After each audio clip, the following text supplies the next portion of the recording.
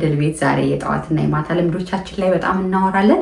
በጣም የጠቀሙኝን የማታና የጠዋት ልምዶች ሼር አደርጋችኋለሁ። በጣም ብዙ በርካታ ስኬታማ ሰዎች ለስኬታቸው መሰረት የሆናቸው የትንንሽ ልምዶች ስሞል ሀቢቶች ዴይሊ የምናደርጋቸው ትንንሽ ልምዶቻቸውን በአግባቡ መወጣታቸው እንደሆነ የተለያዩ ጽሁፎችን አንብባችሁ ይሆናል። እንደዛ ይነገራል፣ እውነትም አለው። እኔም ደግሞ እነዚህ ልምዶችን ፕራክቲስ ማድረግ ከጀመርኩ በኋላ ላይፌ ላይ እናትነቴ ላይ ህይወቴ ላይ በጣም ትልቅ ተጽዕኖ አድርጎብኛል ብዬ አስባለሁ። ስለዚህ ዛሬ ቡናችንን እየጠጣን ምንድናቸው እነዚህ ልምዶች፣ ምን ብናደርግ ነው ጠዋትና ማታ የሚጠቅሙን የሚሉትን ጉዳዮች ሼር እናደርጋለን ማለት ነው። ስለዚህ እስከ መጨረሻ ታግሳችሁ ይህን ቪዲዮ ካያችሁ ለጠዋት ለማታ ለህይወታችን ስኬት ወሳኝ የሆኑ ልምዶችን ቲፖችን ደግሞ አብሬ ጨምሬ ያካፍላችኋለሁ ማለት ነው። ስለዚህ ይህን ቪዲዮ ከወደዳችሁት ላይክ፣ ሼር፣ ሰብስክራይብ በማድረግ ቤተሰብ የሆኑ የድል ቤት ኑሮ በአሜሪካ የተለያዩ ላይፍ ስታይሎችን እንዲሁም ደግሞ ሶሻል ላይፎቻችንን ሼር የምንደራረግበት ቤታችን ነው። እንኳን ደህና መጣችሁ። ቡናችሁን ያዙ። ቡና እንጠጣ። ቡና ያጫወታል፣ ያዋራል። ስለዚህ የቡና አፍቃሪዎች ቡናችን እየጠጣን ኮመንት ሴክሽን ላይ እናንተም ደግሞ የራሳችሁን የጠዋትና የማታ ሩቲናችሁን ልምዳችሁን ደግሞ አካፍሉኝ። እወዳችኋለሁ። ቤተሰብ ስለሆናችሁ ስለምታዩ ቴንኪው። በጣም መልካም ጊዜ። ጊዜ የጠዋት ልምድ የማታ ልምድ ይሄን አድርጉ ያን አድርጉ ስንባል እንሰማለን አይደል? እና እኔ ድሮ እንደዚህ አይነት ቪዲዮዎችን ሳይ ምንድን ነው የሚሰማኝ? ጀስት ዝም ብሎ በቃ አለ አይደል ለቪዲዮ ግብአት የሚያወሩ እና ደግሞ ያን ያህል ደግሞ ምንድን ነው በቃ ምንም ነገር ደስ ባለኝ ሰዓት ብሰራ ራሴ ባቀርኩት መንገድ ባረግ እና ጥቃቅን ነገሩ አሁን ሻወር ሳይዱ ፊታችሁን ታጠቡ፣ እንደዚህ አድርጉ፣ ልብስ ቀይሩ ምናምን የሚባሉ ነገሮች ምንድን ናቸው? ምን ተጽዕኖ ያመጣሉ ምናምን እያልኩ ከሚያቃልሉ ሰዎች መካከል ነኝ። እናንተም ይህን ቪዲዮ እያየሽ ያለ ወይም ማናችሁም እንደዚህ የምታስቡ ከሆነ አይምሰላችሁ። በጣም ትንንሽ ሀቢቶቻችን ዴይሊ የምናደርጋቸው ልምምዶቻችን ለህይወታችን ስኬት በጣም በጣም ወሳኝ ቦታ ነው የሚይዙት፣ ትልቅ ስፍራ ነው ያላቸው እና አትናቋቸው። ስለዚህ ከኔ ጋር እነዚህ ነገሮች በአግባቡ የሚተገብሩ ከሆነ እኔ በ7 ቀናቶች ውስጥ እነዚህ ነገሮች በአግባቡ አድርጌ ለውጥ ላይ አይቻለሁ እና እናንተም እንደዛ ለውጥ የምታዩ ይመስለኛል። እውነት ኮመንት ላይ ደግሞ ልምዳችሁን ታካፍሉኛላችሁ፣ ሼር እንደራረጋለን ማለት ነው። ጀምርላችሁ ማለት ነው። አብዛኞቻችን እንግዲህ ማታ ብዙዎቻችን በእርግጥ በዚህ ሀገር ባይዘዌ የምነግራችሁ ሰዓት ሁኔታዎች እንደየስራ ሁኔታችሁ አመቻቹ። እሺ እኔ አሁን ሙሉ በሙሉ ስራ ቆሜ ቤት ስላለሁኝ ያው ጠዋትና ማታው በአግባቡ ነው ያለሁት። ግን አንዳንዶቻችን እዚህ አሜሪካን ሀገር ሌሊት ስራ የምንገባ ሰዎች እንኖራለን። እኔ ለምሳሌ በፊት ናይት ሽፍት ነበር የምሰራው። ዘን ደግሞ ጠዋት መተኛበት ሰዓት ይሆናል። ደግሞ ጠዋት ስራ የምትሰሩ ማታ ደግሞ ቤት ያላችሁ ሰዎች ይኖራላችሁ እና እኔ የምነግራችሁን እነዚህ ነገሮች እንደየታይም ማኔጅመንታችሁ አድርጉ። ለምሳሌ እኔ በፊት ማታ ስሰራ ምንድነው የማታ ሩቲኖቼ ኢቭን ቤት የምመጣው ሌሊት 2 ሰዓት ተኩል ምናምን ነው እና ማደርገው ምንድነው 1 ሰዓት ላይ ምናምን ብሬክ ታይም ላይ እዛ ለምሳሌ ፊቴ መታጠብ ካለብኝ ስኪን ኬሪን ይዤ ሄጄ ታጥቤ ምናምን አቅልዬ እመጣለሁ። ቤት ስገባ ማንበብ መጻፍ ምናምን ያለብኝ ነገሮች አደርጋለሁ። ሌሎች ሩቲኖቼን አድርጌ አንደኛ ይተኛለሁ ማለት ነው። ማለዳ ደግሞ ልጆቼን ልሸኝ ስነሳ የቀሩትን የሞርኒንግ ሩቲኖቼን አድርጌ ተመልሼ ይተኛለሁ እና እንደየታይማችሁ ማኔጅ አድርጉት። እሺ ማታ ብዬ መነግራችሁ የእናንተ ማታ ስንት ሰዓት ነው ይገባችኋል አይደል? አሜሪካ ነገር የስራው ሰዓት ስለሚዘበራረቅና አንዱ ተስፋ የሚያስቆርጠን እሱ ስለሆነ ነው። እሺ ይሄን የምላችሁ አንዳንዴ እንደዚህ አይነት ሩቲኖችን ሰማና እጭኔ ለራሴ ተንደፋድፌ ለሊት ሰርቼ ማታ ምናምን ብለን ራሳችንን እናቀለዋለን። ግን ያለን ሰዓት ለሁላችንም 24 ሰዓት ነው። የእሱ የሚለያየው አንዳንዶቻችን የምንሰራበት ሰዓት ይሆናል፣ አንዳንዶቻችን የምንተኛበት ሰዓት ይሆናል። ስለዚህ እንደየሚመቻችሁ ሰዓቱ ማድረግ ትችላላችሁ።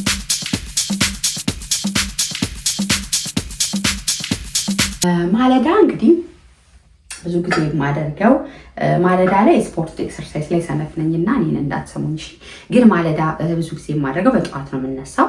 ከተቻለ ግን እኔ አሁን ወልጄ ያው ሌሊቱን ሙሉ ሌሊት ስለማልተኛ ግን ደግሞ እግዚአብሔር ቢረዳኝ አሁን ልጅ ጥሩ እየሆነች ስላለ የምጀምረውንም ትክክለኛ ነገር ነው የምነግራችሁና ኤቭሪ ሌሊት ላይ ቀድሞ መነሳት፣ ልጆቻችሁ ሳይነሱ ባለቤታችሁ ሳይነሱ ልጆቻችሁ ለትምህርት ቤት ከመነሳታቸው በፊት እናንተ ምግብ ኩክ ለማድረግ ከምትነሱበት አስቀድሞ ሌሊት በጣም ማለዳ መነሳት በጣም በጣም በጣም ኢምፖርታንት ቲንግ ነው። ምንድን የምታደርጊው እንደዛ ማለዳ ተነስተሽ ካላችሁኝ በተቻለ መጠን መጸለይ በጣም በቃ እውነቴን ነው። አንድ ሰባኪ ስትናገር ሰባኪም የጋብቻ ማስተማሪ እንዴት ነው ማለዳውን ሳልጸልይ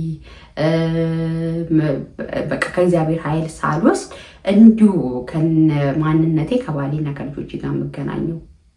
ከየት ነው ኃይል የማገኘው? አንዳንዴ እኮ እናደዳለሁ፣ በሳጫለሁ። እንቅልፍ አነጫንጮኝ ያደረ ይሆናል፣ ሆርሞኔ ተለዋውጦ ይሆናል።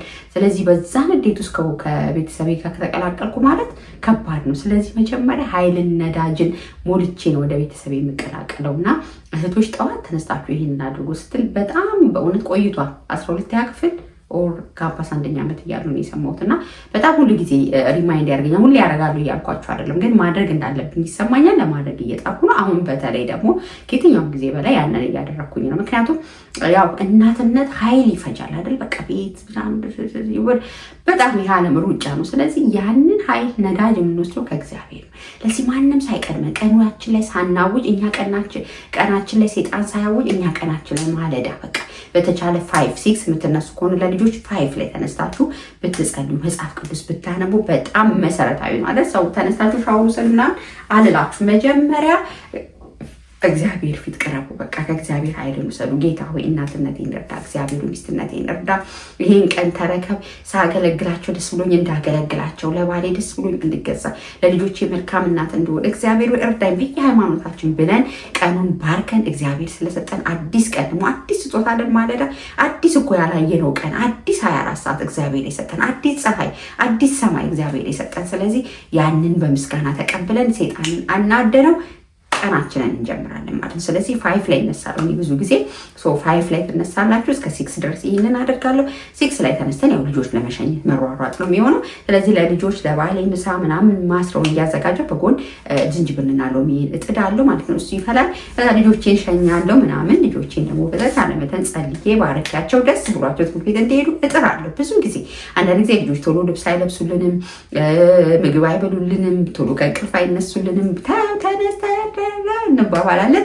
ኢትስ ኦኬ። ግን ስጨርሱ እሺ አቅፋችሁ ሰባችኋቸው፣ እንደምትወዷቸው ነገራችሁ፣ ባርካችኋቸው፣ ቀናቸው ላይ እግዚአብሔርን ቃል አውጃችሁ ጸልያችሁላቸው ሸኟቸው። እሺ እኔ ብዙ ጊዜ እንደዛ ለማድረግ እሞክራለሁ። ፐርፌክት እየሆንኩ አይደለም ይሄን እምላችሁ፣ ግን ከእኔ የተሻለ ፐርፌክት የሆናችሁ ሰዎች በዚህ መስመር ብትሄዱ ሰክሰስፉል ትሆናላችሁ። እኔም እየተንገራገርኩም ቢሆን ይሄን ሳደርግ ቀኔ ኑሮዬ ውጤታማ እየሆነልኝ ስላለ እንደው ካነበብኩት ከሰማሁት ከምናምን ብቻ አይደለም እነግራችሁ። ፕራክቲካሊ እኔ እየኖርኩኝ የጠቀመኝ ነው። ሰው እኔን ከጠቀመኝ ዋይናት አንድ እናት ለምን አይጠቅማትም? አንድ ሰውን ለምን አይጠቅመውም ብዬ ነው ይሄን ይዤላችሁ የመጣሁትና አታሳልፉት፣ ስሙት።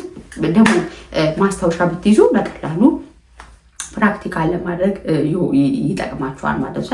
ስለዚህ እንደዛ ታረጋላችሁ። ከዛ በኋላ ለብ ያለ ውሃ ወይም ዝንጅብል፣ ሎሚ ጨጓራችሁ ማያማችሁ ከሆነ እኔ አሁን ፊዚካል ለመቀነስ ስለማስብ ሎሚ ወይም ዝንጅብል ውሃ እጠጣለሁኝ።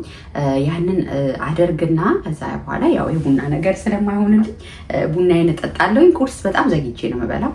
ያው ቡና አስቀድማለሁኝ። ከዛ በኋላ ምን ነው የማደርገው? ባይብሌን ያነባለሁ። ባይብሌን አነባለሁኝ ማለት ነው። ባይብል ከማንበቤ በፊት ቡናዬን እየጠጣሁኝ የውጭ አየር ፀሐይ እንዲነካኝ እሞክራለሁኝ በተቻለ መጠን። ግን አሁን ዊንተር ስለሆነ መስኮት ከፍቼ ውጭውን ከማየት ያለፈ ብዙም ማለት ይሄ ቀላል ዝም ብሎ ፕራክቲስ አይደለም። በቃ ተፈጥሮ ጋር ማውራት፣ ተፈጥሮ ማየት ራሱ ሪፍሬሽ ያደርገናል እና በጣም የምወደው ነገር ነው። ስለዚህ አየሩ ጥሩ ከሆነ ወጥቼ ጓሮም ቢሆን ወክ አደርጋለሁኝ። እዛው ህፃን ስላለችኝ መውጣት ስለማልችል ግን እናንተ 30 ደቂቃ ምንም ወክ ረጅም ወክን ብታደርጉ ከአየሩ ጋር ብትላመዱ ጥሩ ነው። ከዛ በኋላ እተጣጠባለሁ። ከዛ ልብሴን ቀያይሬ እዚህ ጋር ልብሴን ቀያይሬ ስላችሁ በጣም እንደውም የማታ ሩቲን ላይ የሚረሳው ፕሮፐር የሆነ ልብስ ልበሱ። እሺ በጣም በቃ እኔ ራሴን እያስተካከልኩበት ያለው ጎበዝ ሴቶች አላችሁ። እኔ ስላልሆንኩኝ ሜቢ እንደኔ ለሆናችሁ ሴቶች ነው። የሆነ ቤት ውስጥ ስሆን ዘተት ያለ ልብስ መልበስ ወዳለሁኝ። ዘተት ያለ ልብስ ማለት በቃ ይሄ ሰፋ ያለ ድሪያ፣ ቲሸርት የሆኑ ነገሮች ማለት ነው እና እሱ ጥሩ አይደለም። በቃ የሆነ ቦታ ስወጣ ነው መዘነጥ ያለብኝ ብዬ የማስበው፣ ግን ጥሩ አይደለም። ትዳር ላይ በተለይ ላለን ሴቶች ይሄ እንግዲህ ብዙ ጊዜ ተወርቷል፣ ብዙ ጊዜ ተነስቷል እና ጽድት ማለት ጥሩ ነው። እሺ ባሎቻችን ጽድት ያለ ነገር ይወዳሉ። ይሄዳ እሱ ምናምን የሚባል ነገር የለም። በቃ ለባሎቻችን ያልዘነጥን ለባሎቻችን ያልጸዳን ለማን እንጸዳለን? ብዙ ጊዜ ደግሞ እኛ የምናደርገው ውጭ ስንወጣ ለሚያየን ሰው ነው፣ ለውጭ ታይታ ነው፣ ግን ቤታችንም። ስለዚህ ትክክል የሆነ ልብስ መልበስ የትም ባትሄዱ፣ በተለይ ቤት እመቤቶች፣ ቤት የምትሉ ቤት እመቤቶች ለምንድን ነው ሻንጣ ሙሉ የሞላው ልብስ? ያ ሁሉ ክሎዚት የሞላው ልብስ ለማን ነው? ሊለበስ ነው። የት ስትሄጂ ልትለብሹ ነው? ስለዚህ ሽቶሽን መቼ ልትቀቢው? ሊፕስቲክሽን መቼ ልትቀቢው? ፀጉርሽን መቼ ልታበጥሪው ነው? ሎሽንሽን መቼ ልትቀባቢው ነው? ስለዚህ ጥቂት ሰዓት ውሰጂ። አሁንም እንደማታው ፐርሰናል ታይም፣ አሁንም ፐርሰናል ታይም ያስፈልግሻል። በቃ ልጅ ካለሽ ልጅሽ ልክ ስትተኛ ግቢና ተጠብጠብ ብለሽ ያለሽን ታይትሽን ጂንስሽን ውጭ ለብሳለሁ ብለሽ ያስተካክልሽውን ልብስ ሸክ በይ፣ በቃ ፏ በይ። ይሄ በጣም ስነ ልቦናችንን ይገነባልናል። ኦፍኮርስ ኩሽና ልንገባ ነው፣ ወጥ ልንሰራ ነው። ዘንጠን ባንሰራው ዋይናት? ምንድን ነው ዘንጠን ቤትን ማናጸዳበት ምክንያት ምንድን ነው? ማን ሊለብሰው ነው? የኛ አይደለም።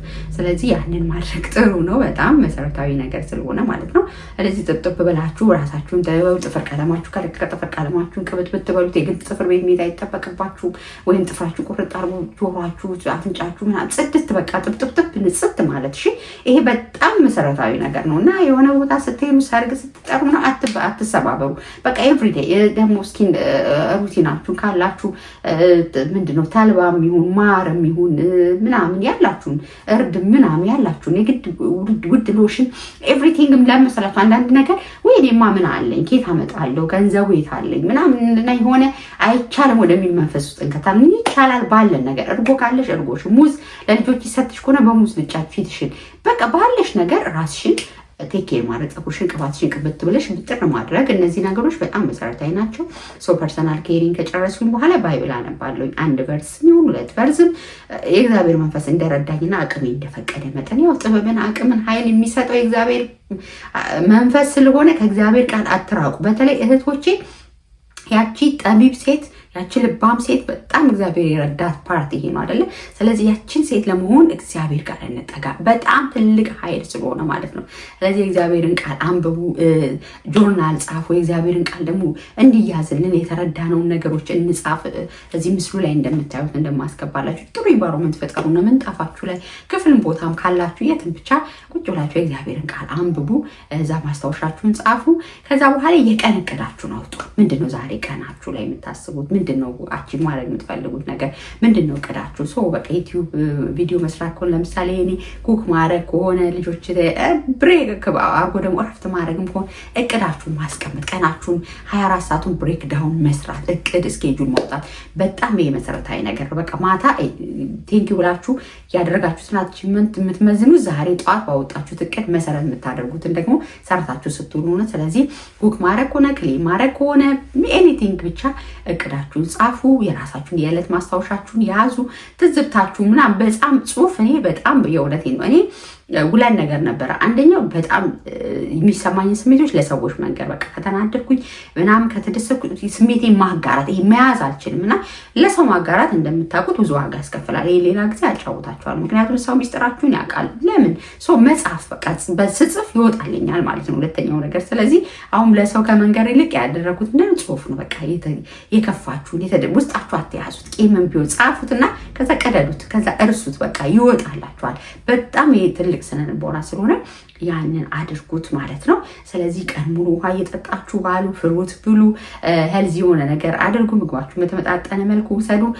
ደግሞ ስኬጁላችሁ ላይ ስታወጡ ስክሪን ታይም ለምሳሌ ዩቲዩብ፣ ቲክታክ እናያለን እንሰራለን አይደል? ለሱ ታይም መመደብ፣ ለመጽሐፍ ማንበብ ታይም መመደብ፣ በቀን 10 ፔጅ ሚኒመም አንድ መጽሐፍ ማንበብ ደግሞ ይሄ ቻሌንጅ አድርገን ራሳችንን መውሰድ ጥሩ ነው በጣም። ከፈለግን 5ቱን ማታ ከፈለግን 5ቱን ጠዋት አድርገን ባይብል ደግሞ አንዳንድ ቨርስ ጠዋትና ማታ አትሊስት ይህንን ማንበብ በጣም የጠቀመኝ የጠዋት ሩቲኒ ነው።